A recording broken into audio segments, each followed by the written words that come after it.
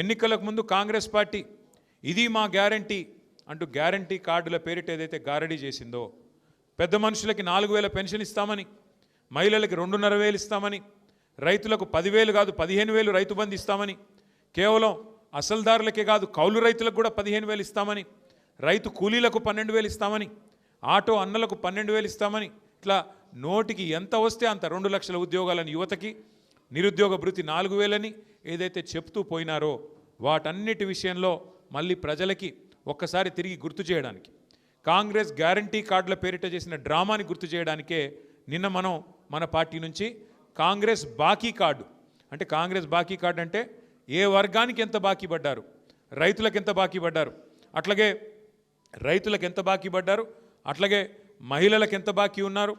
అట్లాగే మన తమ్ములకి చెల్లెలకి ఎంత బాకీ ఉన్నారు, అట్లాగే వృద్ధులకి వితంతులకి పెన్షన్దారులకి ఎంత బాకీ ఉన్నారని చెబుతూ ఇవాళ కాంగ్రెస్ బాకీ కార్డు పేరిట రైతు భరోసా ఎంత బాకీ పడ్డారు, నిరుద్యోగులకు ఎన్ని ఉద్యోగాలు ఎంత బాకీ పడ్డారు, ₹1,00,000 కేసీఆర్ గారు పెళ్లికిస్తే కళ్యాణ్ లక్ష్మి పేరిట షాదీ ముబారక్ పేరిట మేము తులం బంగారం ఇస్తామన్నారు. మరి ఇప్పుడు 8 లక్షల పెళ్ళిళ్ళు అయినాయి, 8 లక్షల తులాల బంగారం బాకీ పడ్డాడు రేవంత్ రెడ్డి కాంగ్రెస్ ప్రభుత్వం. ఇట్లా